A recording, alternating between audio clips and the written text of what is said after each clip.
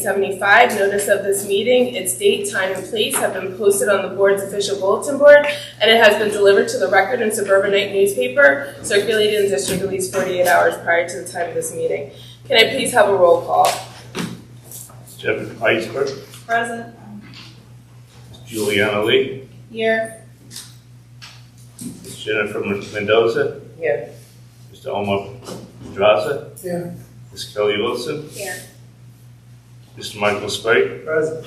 Ms. Heather Garcia. Here. Can I have a flag salute, please? Pledge allegiance to the flag of the United States of America and to the republic for which it stands, one nation, under God, indivisible, with liberty and justice for all.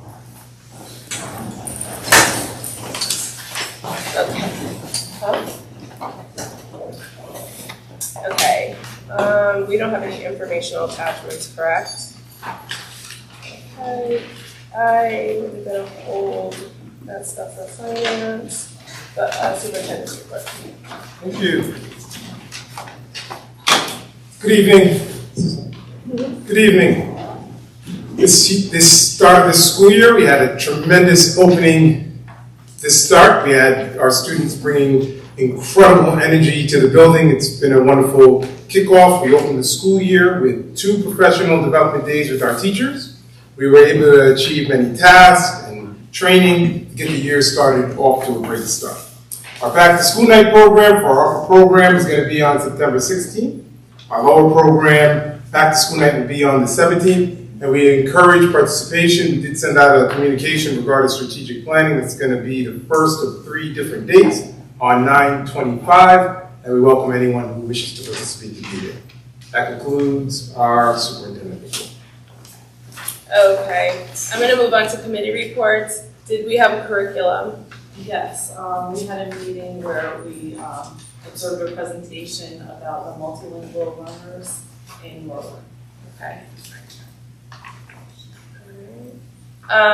Negotiations. I know, Mike, you were there via phone, but do you want to follow up? Sure.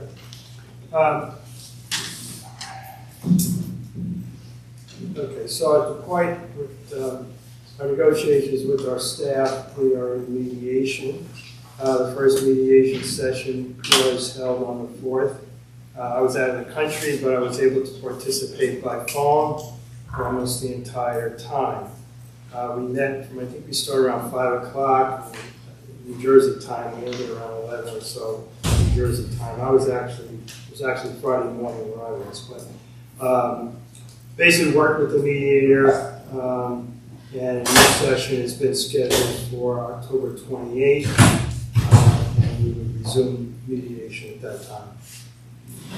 All right. Do we have building and grounds? No, right? Okay. We didn't have a finance meeting since our last board meeting, but what we did just get today was our state aid numbers. So last year, our state aid came in, sorry, give me 2 seconds because that's behind here. Last year, our state aid came in at $838,790. After you took out the special service tuition from Bergen County that we have services through them for special ed, they take that out of our aid ahead of time before sending it to us. And so then our gross payable was $703,583. This year we got the numbers back and we got $885,602 of payable aid. However, while last year our Bergen County Special Service tuitions were $135,207, this year they went up to $263,574. So we are only going to be getting from the state $622,028. So that's about $88,000 deficit that we're going to have to deal with. So we just got these numbers today, so we haven't really looked at how we're going to address that, but finance committee will have to meet and pull some numbers together. So just wanted to get everyone on board with that. I think you guys have it in front of you also. Okay. So that's finance. Do we have policy? No. Special education? No. Okay. All right. I am going to make a motion to open to the public for on and off agenda items. You must be present to participate. Each member of the public wishing to comment, please state your name and address. Limit your comments to 5 minutes, and you must be here in public. Can I have a motion to open to the public? Second? Second. Okay, we are open to the public if anybody would like to comment. Good evening. Do I have to sign anything first? Do you want me to do that Do first? you want to put it over there so to make it easier? I'll write it over. Thanks.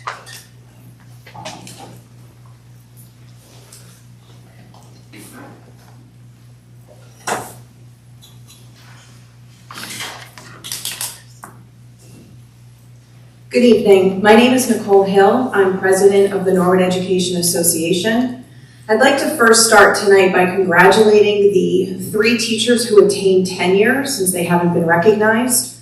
I'd also like to recognize that Mr. Seth Links received or attained his 25 years in district as of June. We have met with the negotiation team over 40 hours since January through May. We are at an impasse. We did meet with the mediator close to midnight on the first day of school, and I urge you to please settle our contract. Thank you.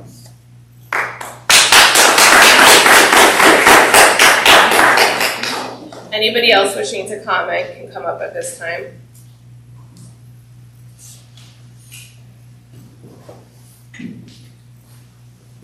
Do I sign in first? Actually.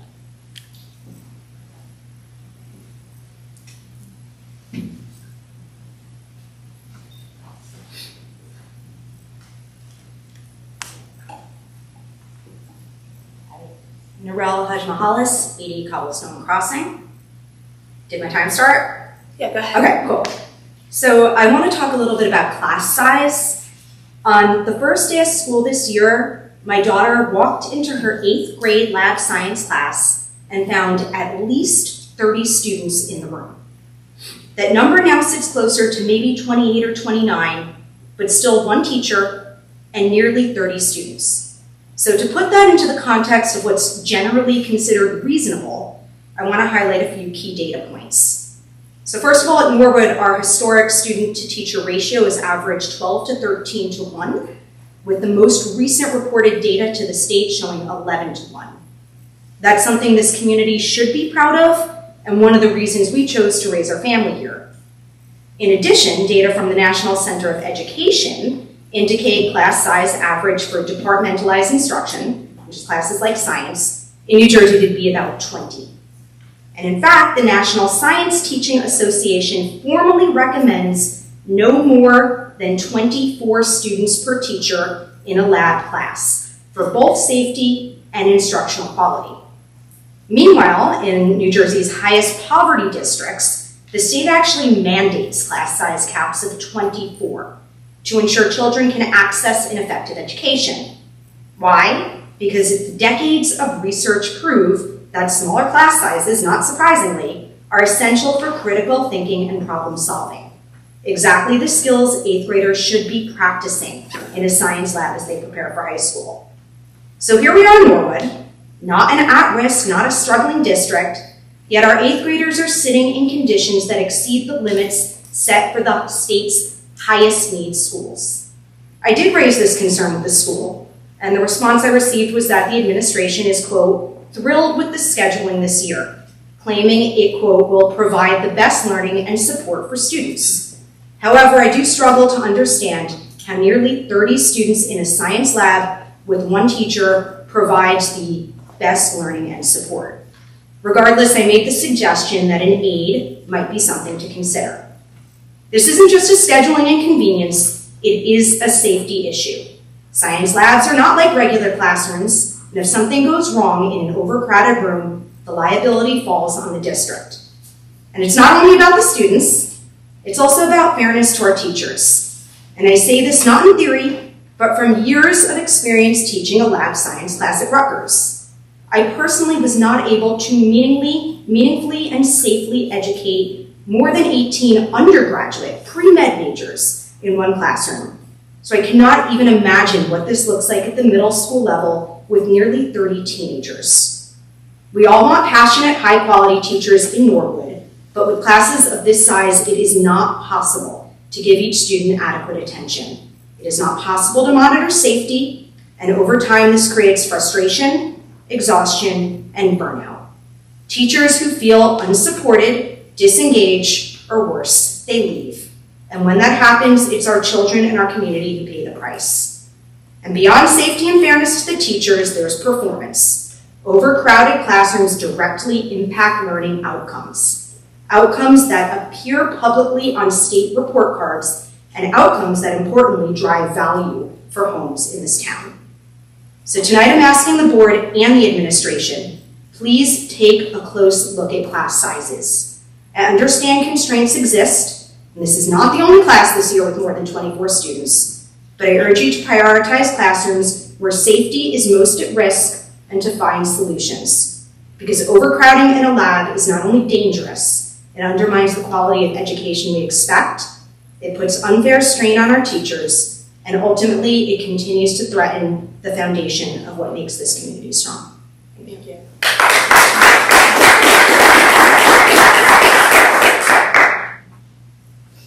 Anybody else wishing to comment?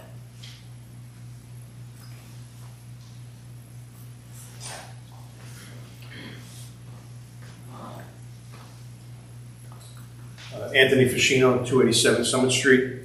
I come here tonight as a representative from the Mayor and Council.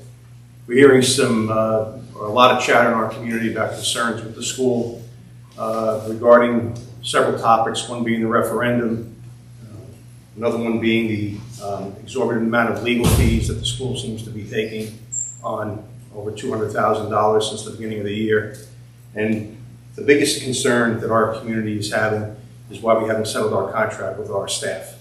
The NEA is the backbone of the school, and this contract does need to be settled and settled fairly. It's concerning that I don't even think we're hitting the county average for our teacher's salary. And I'd like, maybe by the next meeting, to get some hard facts on that and some figures. I think we're at a point that all the leaders of this community need to come together. And if we could work together, I think we could solve our problems here at the school. Parking situation up on Tappan Road. We could possibly do an advisory board by utilizing people from our staff, people from our community that have leadership roles in other schools, people from the council, a parent from each grade, and come back to this board with suggestions. And maybe the board would take those suggestions, not that they would have to, but I think it's time that we have those discussions. I've been in this town 47 years. I went to the school. It's disheartening to hear the things that we're hearing in the community. And I hope you take these comments seriously. And more than that, I really hope that come the next meeting, this contract is settled for those people. Without them, we're nothing. Thank you.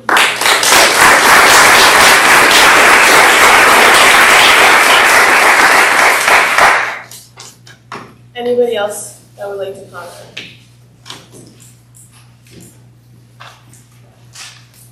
Good evening, everyone. First of all, I want to thank all of you very much. Tonight I stand here with our residents as the mayor of this community and town for over 20 years. 35 years ago, my wife and I decided to move to Norwood, and one of those reasons was for the terrific school system, the reputation that this school had. At that time, Michael Sprague was at the helm of the Board of Education, and the school was flourishing. Both of my girls received great educations and got their foundations in this school.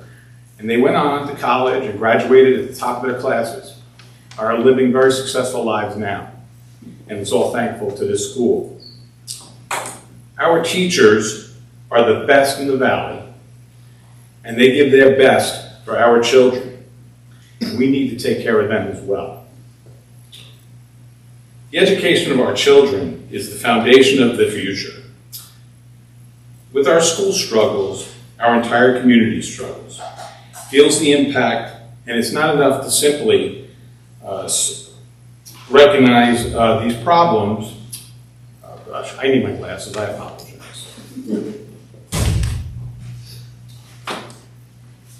Recognize these problems, but we must work together to address them. I'm receiving many calls from residents concerned about what's going on. And as a mayor, I also am concerned. So as elected officials, it's our job to listen to the residents, hear their questions, answer their questions, and do the best for them. So I ask you to all please work together for the betterment of this community. It's one community, we all care, and as the mayor, I just want to see our town survive and do well and continue to be a leader in the education community. Thank you very much.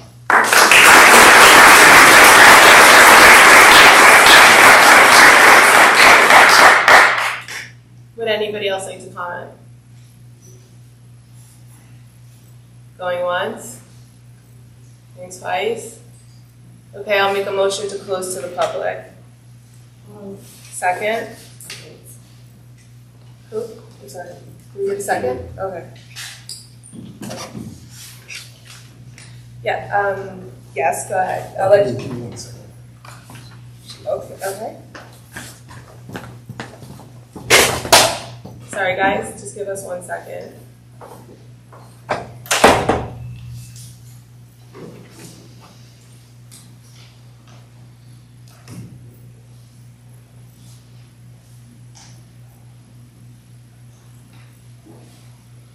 So I will respond. Oh, no, I will not. I'll wait for Dr. Range to respond first.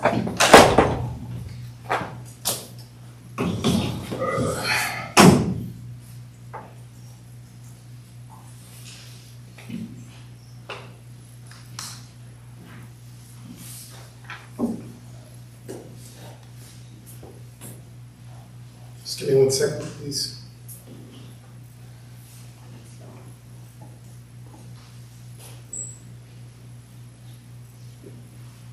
Well, while we're waiting for that, I will respond to Mr. Ficino. The kind of group you're talking about will actually be doing in strategic planning. So if you, there's a sign up, right, for that? Yeah, strategic planning. Anybody can sign up for it, whether you're a parent in the school, teacher, outside community member. So we absolutely encourage you to sign up and come give your thoughts, and anybody else who's in the audience who wants to do that, please do. So we have an audience here, so I just want to take advantage of that a little bit to share a couple of things. First of all, I just want to touch on Mrs. Hadjitalis' question regarding class size, and we have had some communication back and forth regarding that. The class sizes have actually been improved this year in terms of numbers of students to teachers in many areas. Our schedule is improved to be able to utilize our Eagle period in an optimal way to provide students focused support, particularly in the area of math. We've done things to really align. I communicated that in my communication to the community, to align time so that students get back additional time and support in their mathematics time. Science, the 24 number that we're referring to is the optimal according to science standards for the class sizes of the middle school science. Less than 24 is optimal. There is no, that 24 number is optimal, and it isn't a matter of adding a teacher to that class like Dr. Hadjitalis had mentioned to me at some point. It's a matter of the space and the size of the classroom that differs there in terms of it being able to support a student. So we are improving numbers there. Hiring another staff member requires more space. It also requires, we're limited and constrained by budgets, but we're moving in the right direction in terms of focusing on class sizes and making sure that we have a positive ratio for our students. In terms of this notion that our school is struggling, it really pains me to hear that from people, because we have done incredible work over the past year alone, never mind what's happened prior to this past school year, to really improve what we're doing to support our students. It's painful to hear a group or individuals in the community who, on one hand, speak about how great our teachers are, and then at the next breath say that our schools are struggling and we're not meeting some sort of a standard. I think we have exceptional teachers. We've formed exceptional relationships with these teachers. We do support our teachers. We believe in what they do, and we have tremendous relationships with the families in our communities. I wanted to mention a few of the things that we've done. We had goals here last year that we established. Last school year alone, our goal was to engage our students in school and the community, fostering connections with other students while participating in their learning and their development of their life skills. Last school year, we ran a career day program that invited our school community members. The mayor attended, he participated in that. Our police and our community and parents participated in that. And we exposed our students to curriculum and career interests while connecting with other family and career community members. We expanded our back to school night to address hip challenges for our families. And we shared videos and worked with our families on a welcome back presentation.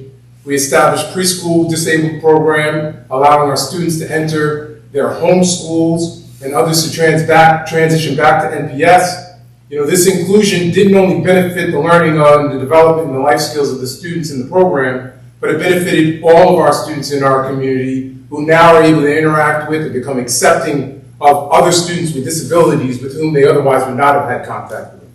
This school year, we facilitated multiple class meetings also last year, rather.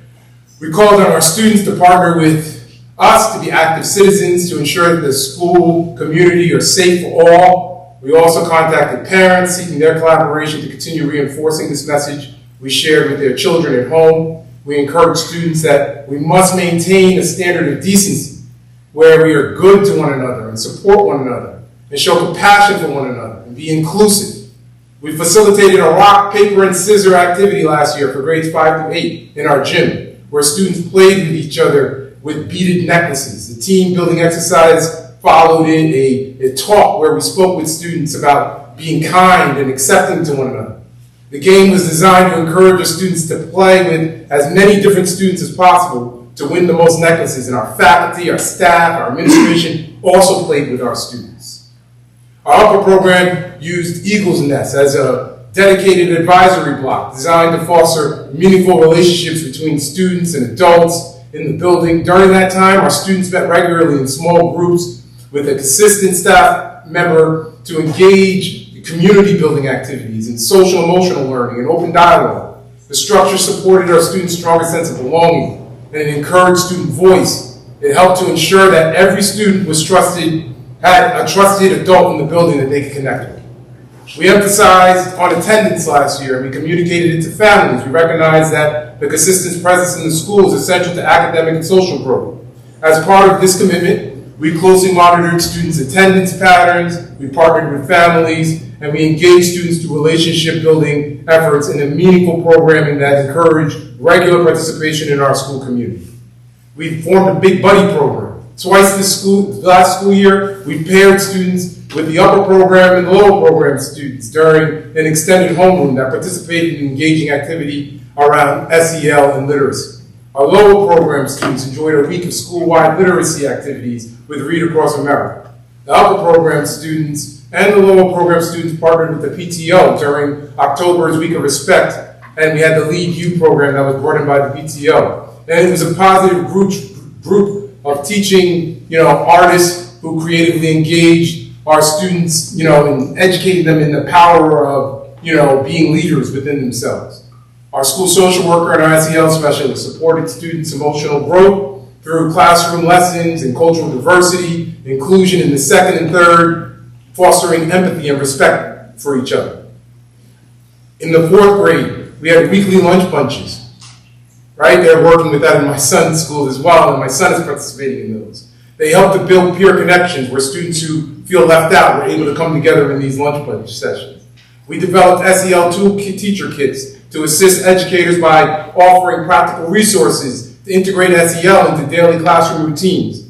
This education enabled our students to practice understanding emotions, empathy, and healthy relationship skills regularly. We invited a Holocaust survivor, who I've known for years, Mr. Paul Galan, to our district, in an all-school assembly, who, with our upper program, his message reminded our students that we all must never forget the Holocaust and the victims of genocides. And while his story included all kinds of tragedies and such, he primarily focused on how people need to demonstrate compassion for each other, right? And they need to care about each other, and they're willing to stand up for acceptance. He called on our students to make friendships with each other, even though they may not believe that they have things in common. He was bringing them together. Our students and staff honored veterans and military fallen on a separate Veterans Day who served as honored guests. We invited staff members and people from the community to participate in that.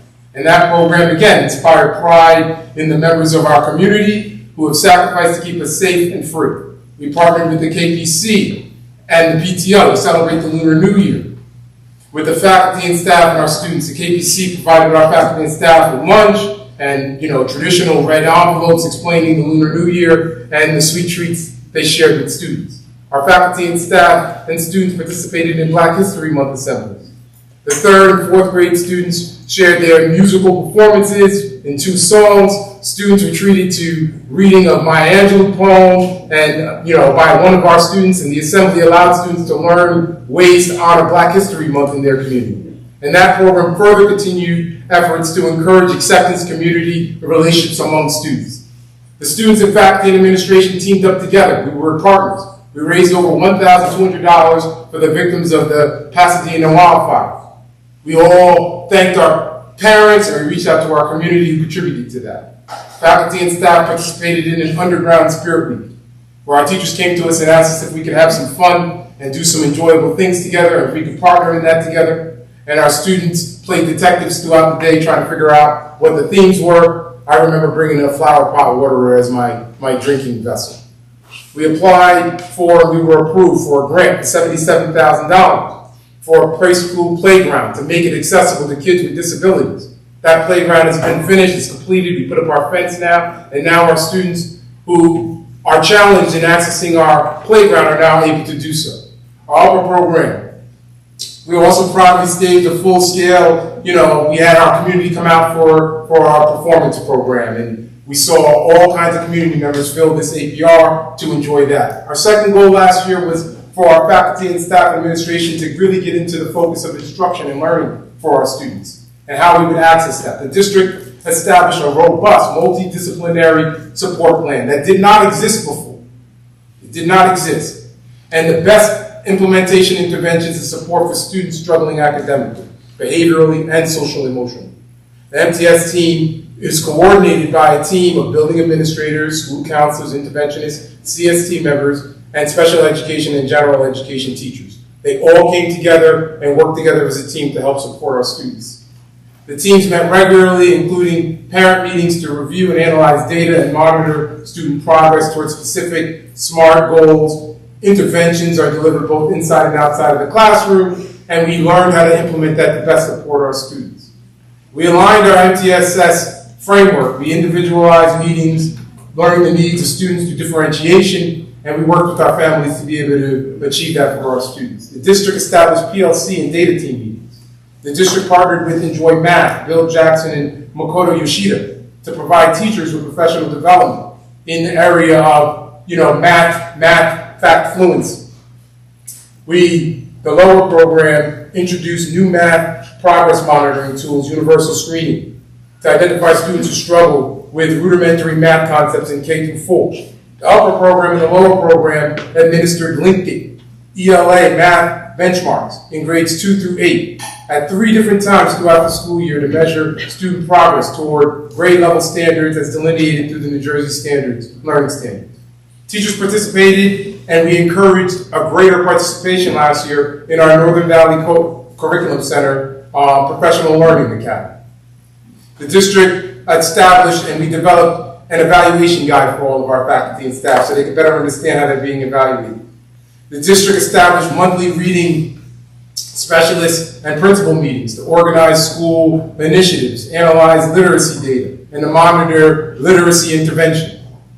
Then we established a third goal of focus last year, which was to establish and nurture collaborative, inclusive, and supportive school climate where teachers and administrators engage in a higher degree of communication to best serve our diverse population.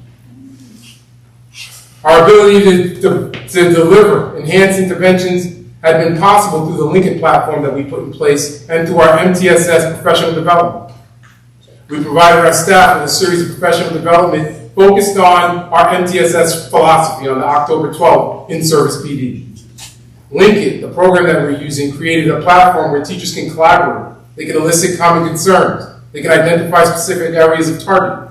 Evaluation was continuous, and teams regularly monitored and reviewed progress and process.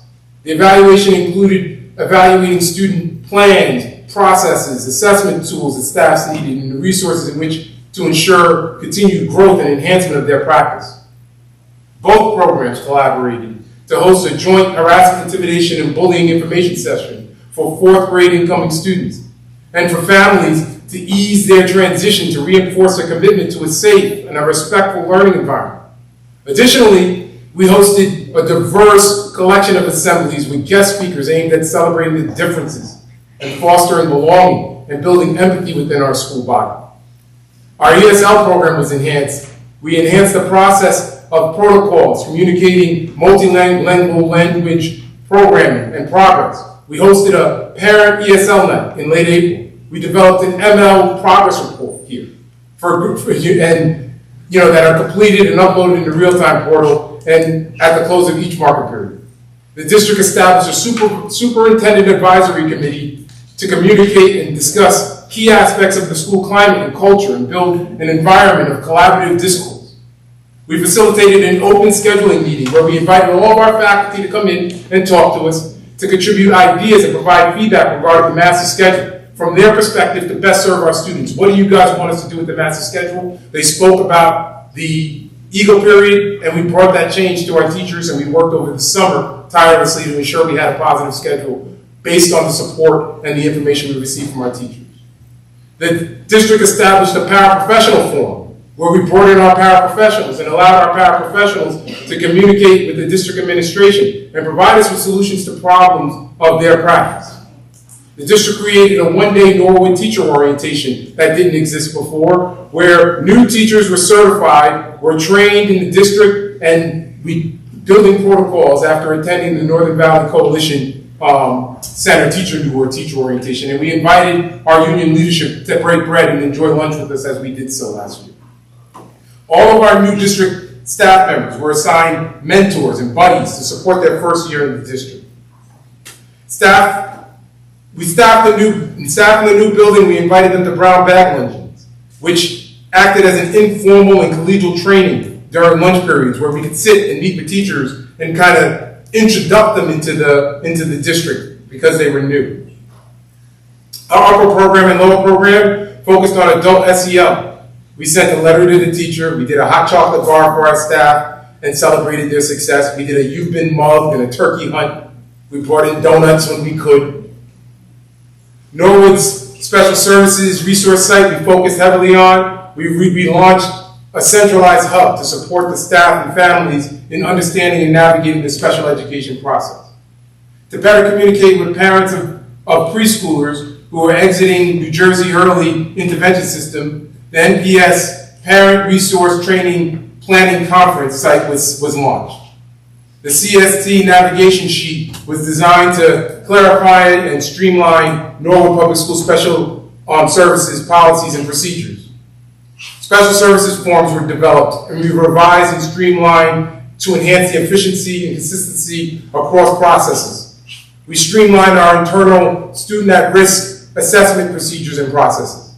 We streamlined behavior interventions that the NPS requests and BCBA behavioral consultation services form was created as a structured tool to guide consultation with the Norwood's BCBA.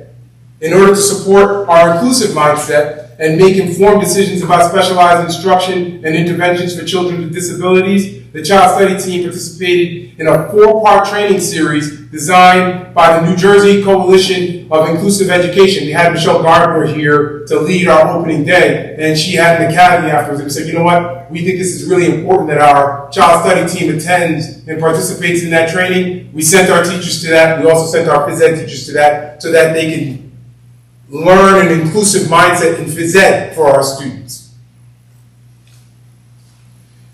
When it was determined through analysis that relevant documentation and data collection concerning each intervention utilized in the general education course by the MTSS team that students continue to demonstrate educational, social, and emotional needs, the principal-teacher conferences, we referred to, we worked to ensure that the initial referral process was refined and established in a way that would best support students with students' eligibility for special education and related services.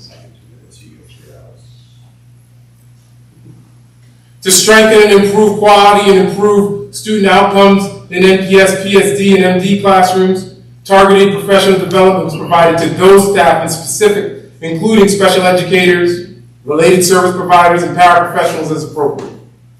As part of Norwood's commitment to enhancing special education services for PSD and MD populations, the extended school year program was expanded to meet the 210-day requirement, offering high-quality 4-hour program 5 days a week.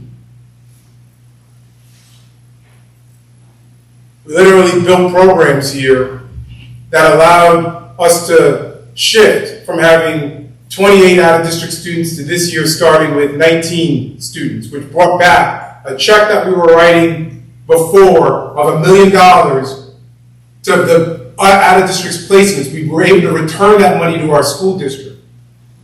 And $500,000 of that was returned to our budget to be able to support all of our kids here at our school. And our kids were able to perform with their peers in music programs and go to different classes and, you know, be a part of our school community instead of being relegated elsewhere. You know, it's, and I could go on, but my throat is dry and I'm probably boring some of you. But I can tell you that we've done a tremendous amount of work, not just the administrative team, but in partnership. And I know that there's this negotiation thing that's looming over all of us. It's looming over all of us. But in the building, the professionalism of our teachers, and any one of them sitting here tonight would say the professionalism of our administrative team have kept those things separate. We get along. We laugh, we support each other, we talk to each other, we hang out in each other's classes, we partner in navigating difficult situations. Parents, all of you who are sitting in the audience, love and care about your kids. You're not here because you're trying to give me a hard time. You're here because you either had kids here or you have kids here and you care about them and you love Norwood. And I have a kid and I would advocate for my kid the same way. But there is a tremendous amount of work that's being done in this building. And what happens sometimes is, I spoke with a parent the other day, and I explained to the parent that my greatest fear for my son is that he's going to get picked on in school. And I worry about that for every one of your kids. We're living in a world where people are just unkind, quite frankly. And what I'm finding is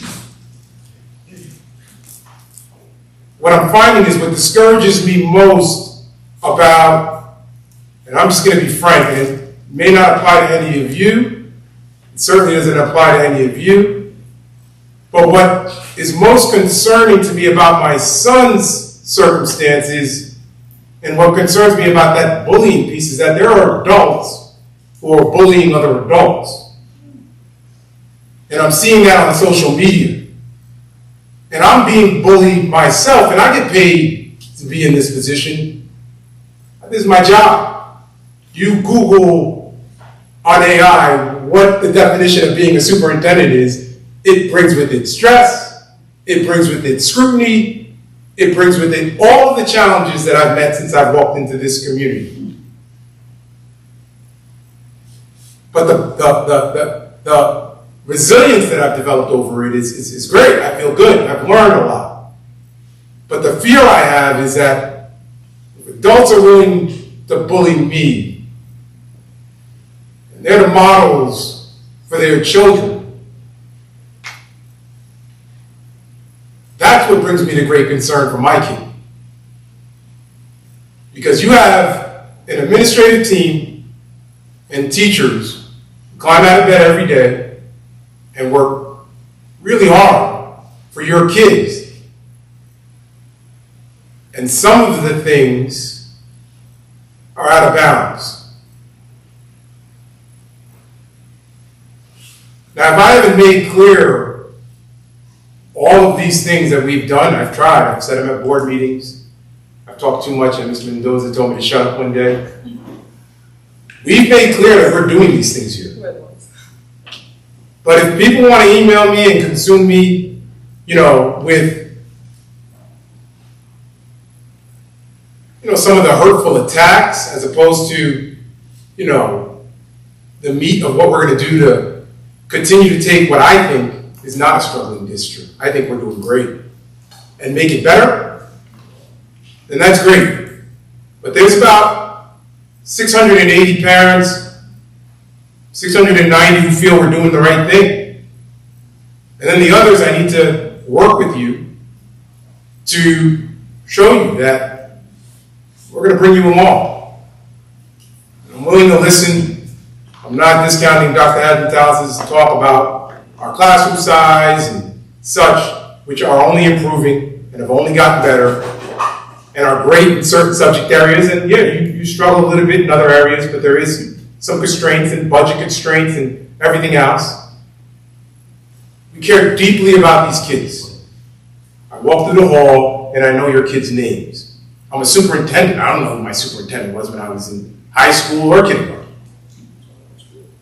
And I see them, we see them, we support them, and we care about them. And that's what this is supposed to be about. That's what it's about for us.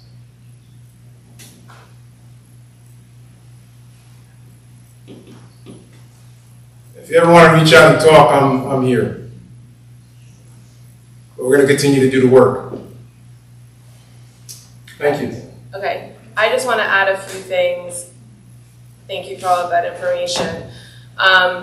So I keep hearing online about the budget. First, I want to say, Mike, how long have you lived in Norwood? Total is 60 years. 60 years? Okay. Kelly, how long have you been in the Northern Valley area? Okay, my family's been here since almost we'll call it 1968, okay? And the Northern Valley area. Jen, how long you've lived here? About 20 years. Okay. Since 2009. Okay. 8 years. Okay. 8 years. Okay. And how many people have kids in this school? I'm not trying to be funny. Or used to have kids in this school. Okay. So I find it extremely offensive when I go on Facebook and I see people saying that this Board of Education is doing anything other than what they think is best for this school and our children, all of our children, including ours as we sit up here. We don't get paid for this. We do this because we care. I care. My kid goes to school here. He's with you guys every day. And he loves this school. And so do I. And that's why I sit up here. And that's why I get talked about by people who've never even said 2 words to me, who don't even know who I am, who trash me online, who use my name in vain, who are sitting in this room. That's happened, and they've been here, 3-4 years? I've been here a lot longer. I have a lot more invested in this place, and I love this, Norwood. I find it offensive that people are on there dragging our town down. I find it highly offensive. And I find it unfair to our children when my kid is playing sports with another town and those kids are saying stuff about what the parents are saying online. And everyone talks about caring about the teachers. Great. When you drag down the school they work in, you discredit them and everything that they're doing here daily. So, I just want to say a few things that I heard online about the budget. First of all, we did bring back over $1 million by creating programs within the school to address our special education community. We were able, as Dr. Grange mentioned, while we were behind on the budget because we had a 150% increase on transportation, over 30% increases on insurance premiums, and then of course we had to pay our already put in place contract and other costs that skyrocketed. We put that back into the budget. We then were able to go line by line with my finance committee, which I did, and we found every single penny we could find where we didn't cut something for the students. We did have to raise taxes 2 years in a row. First year was about 5%. Second year was 2.8%. That was just this last year.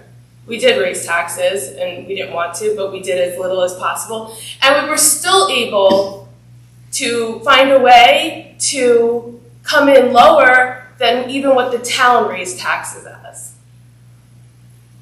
The town was a little under 7%. And last year, I believe it was around 3.5, give or take. So we sat down and I can't even count how many meetings we had, highlighting and fighting and arguing to try to figure out how not to raise taxes, but still pay the bills that we had to pay with the enormous costs that were coming with. And we just got informed today, we're $80,000 behind on federal aid or state aid. And now we're also 33% just came across our table for the insurance increases for insurance premiums that are going to start in January 2026. That alone, we have to now figure out how we're going to work. So everybody's saying or making assumptions that we have this money that we just don't want to pay the teachers. I will tell you guys that's not true. We do want to settle this contract. And I don't know what everyone is saying because we only negotiate with certain people, but I will tell you from this board sitting here, I can speak for everybody, we want to settle this. That is our goal. But we also have to work within the restrictions of what we have. And that's what it comes down to. This is not wanting to fight with you guys. This is not wanting to not give you what we feel you're due. Because the only other way to do this is raise taxes or cut the budget and take things away from the children. That's what it comes down to. That's all we got.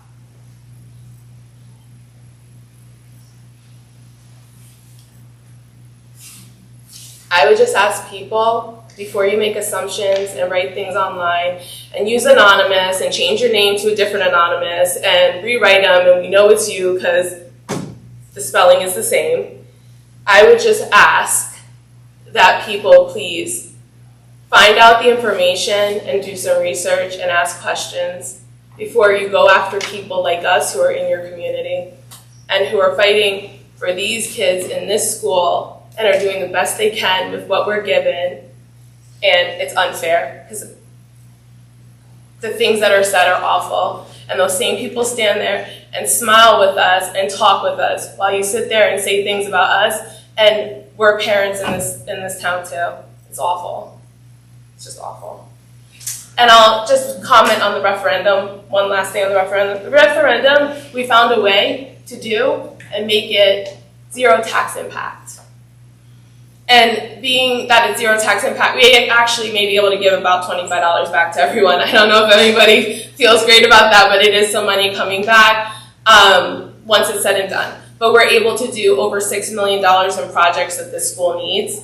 We found a way to do that without costing the taxpayer any additional money. I think that's something to celebrate, quite honestly. So I don't know why anybody would feel some sort of way about that. Now, I can understand why the town may have some reservations, as back at the Tapan Road, we talked about working with them 3 years ago to fix it and heard nothing and got the cold shoulder, so we figured out how to do it ourselves. But we're doing it inclusive of that referendum. That's not costing any extra money. So that's all I got, but I just wanted to clarify some things because You got the cold shoulder? we did. You know, you need to start listening, Mrs. Garcia. We got the cold shoulder. The cold shoulder. $9,000 stipends, $215,000 in legal fees. We can't pay our teachers. Okay. We got an hour-long dissertation. Don't we have a liaison between the town and? Yeah, I'm here tonight. Oh, this is like the We're second here. time I've seen you We're in here. all these years. Where have you been? We're here, and it fell on deaf ears again. Well, it's election season. Election season, right? Haven't seen you for a long time, Mr. I have a question. Okay, we're Can gonna I move ask a on. question on what you said, Heather? We're Outside. already close to the public. But you brought it to our attention, and now I have a question about what you just said. No, I can't. We're already close to the public. I can't reopen to But the if we public. I'm brought sorry. back $1 million and there's 33% increase on insurance or whatever the increase is, how do we get to $1 million? I need to know how we get to $1 million. I think You don't get to $1 million. Get to the million that Hold we just on. We don't get to $1 million because the million to bring back, we brought back the students from the programs. That brought back the $1 million. About $500,000 of that was used on building the programs that we created to have the students come in, to keep students that we can service here instead of sending them out. Those programs were built. Then there was $500,000 put back into our budget. However, we were already at a deficit in our budget, so that helped us get to where we didn't have to raise taxes at 10%. But the deficit was 80,000 and we have $500,000 more. No, that's a different, no. We're now dealing with an 80,000 deficit as of today. So we're over $500,000 deficit? No. The 500,000 was put back into the budget. We created a budget. We had to raise taxes 5% for that budget after we put the 500 back in. Now, today, we got our state aid for the budget coming up, and we're at an $88,000 deficit, and we also have to come up with 33% increase on the insurance. That's premium. Also, is there a list of the $6 million project? The whole thing is on the website. Okay, I'm gonna move on to approval of minutes. We don't have the minutes actually, we reserved that, I'm sorry. Okay, administrative items, can we go through those? Administrative items. Item number 1 is our required fire drill. Item number 2 is approval of our professional development plan. Item number 3 is approval of our professional statement of our paraprofessional statement of insurance. Item number 4 is approval of our revised professional conditions of employment for paraprofessionals. That concludes our administrative items. Okay. Can I have a motion to approve items 1 through 4? Can I have a second? Okay. Does anybody have questions on administrative items 1 through 4? All right, can I have a roll call, please? Ms. Jennifer Iceberg, Yes. Ms. Juliana Lee, Yes. Mrs. Jennifer Mendoza, Yes. Mr. Omar Pedraza, Yes. Ms. Kelly Wilson, Mr. Michael Sprague, Yes. Ms. Heather Garcia. Yes. Can I have, let's go through personnel, please. Certainly. Item number 1 is the resignation of our softball coach. He's not going anywhere. Item number 2 is the appointment of our boys basketball coach and our softball coach. So So there was some movement in our coaches to best suit their backgrounds. And approval of our crowd supervision on that item number 2. Item number 3 is amended appointment of our special education teacher. Item number 4 is approval of our lunch supervisors. Item number 5 is approval of the appointment of our new teacher mentors. Item number 6 is approval of our substitute nurse. Item number 7 is approval of the appointment of a paraprofessional. That concludes our personnel items. Okay. Can I have a motion to approve personnel items 1 through 7? So moved. Second? Second. Does anybody have questions on personnel items? Okay, can I have a motion to, I'm sorry, can I have a roll call, please? I apologize. Ms. Jennifer Eisberg, Yes. Ms. Juliana Lee, Yes. Mrs. Jennifer Mendoza, Yes. Mr. Omar Pedraza, Yes. Mrs. Kelly Wilson, Yes. Mr. Michael Sprague, Yes. Mrs. Heather Garcia. Yes. Okay, curriculum's reserved, so we have nothing there. Finance, we'll go through that one. Okay, number 1 and 2 are reserved too.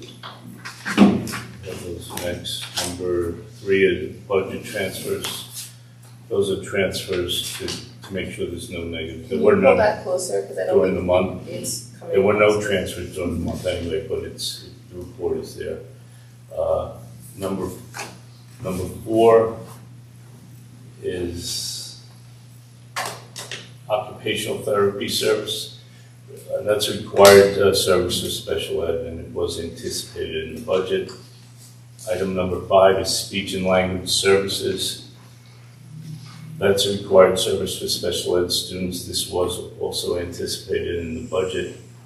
Number 6, physical therapy services. It's a required service for special ed students, and this was anticipated in the budget. And number 7 is the use of facilities request, and the list is attached to the agenda. Okay. Can I have a finance? Okay. Can I have a motion to approve finance item 1 through 7? So moved. Second. Second. Okay. Does anybody have any questions on finance items? Can I have a roll call, please? Mrs. Jennifer Eisberg, Yes. Mrs. Juliana Lee, Yes. Mrs. Jennifer Mendoza, Yes. Mr. Omar Pedraza, Yes. Mrs. Kelly Wilson, Mr. Michael Sprague, Yes. Mrs. Heather Garcia. Yes.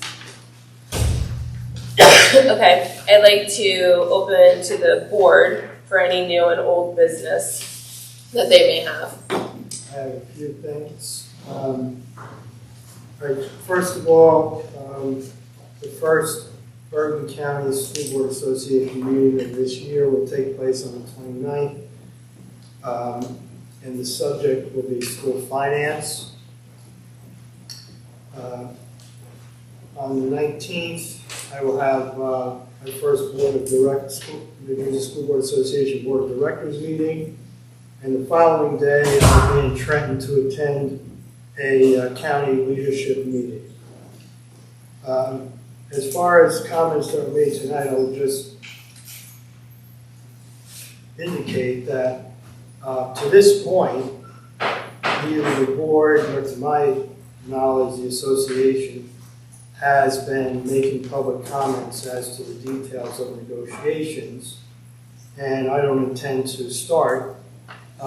So people may want to know what's going on, but it was agreed at the beginning of negotiations that we would not disclose information until at least we got to impasse. We have gotten to impasse, and we've gotten through our first mediation session.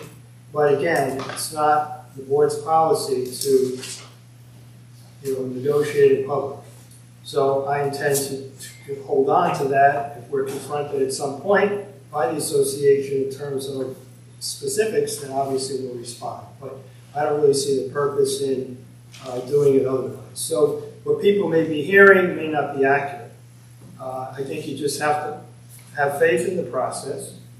And the only way contracts between boards of ed and teachers associations get resolved is through negotiation.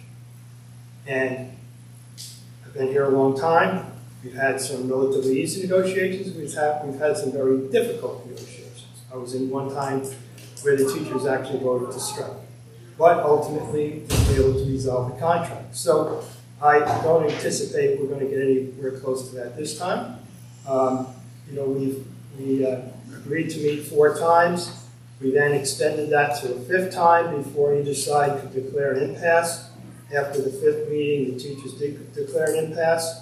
Unfortunately, when that happens, it tremendously slows down the process. Because it's like you're negotiating with somebody in a business deal, and then you have to go to court. Right? You get to court, you lose total control over the schedule. The first date that we could meet was on September 4th. I was out of the country. But because we wanted to keep the process going and not have to wait until perhaps October to get a date, we accommodated that date, and I called in, and I was on speakerphone with the committee and our attorney most of the process that night. So, the board does want to get this resolved, as Heather indicated. And, again, unfortunately, because we're not in control of the schedule, the next meeting is not until October 28th. However, there is nothing that prohibits us from talking otherwise. So, if there's an interest in the association to try to talk in between now and then, Ms. Hill can contact me, or whatever you want to do. You need the negotiator can contact me. It's fine.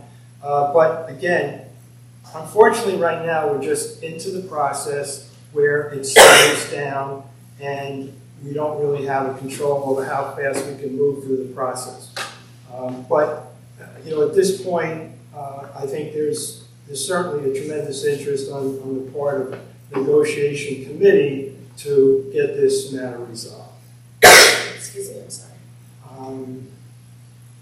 I think that's all I have. Thank you. Oh wait, I've got more than that. I'm sorry. All right. So on November 14th, which is a Saturday, the Jersey school boards will have their annual fall meeting where they vote on various resolutions. It's called Delegate Assembly. I cannot attend this year. If you aren't there in person, you can't vote. So if there's anybody on the board who would like to attend that meeting on the 14th of November, I'm just letting you know now that I will not be able to go. Thank you. Thank you. Anyone else? Thanks. Pull your mic up so we can hear you. After much thought, deep reflection, I made the very difficult decision to step down from my position on the Board of Education. This has not been an easy choice, but due to personal reasons, I believe it to be the right step at this time.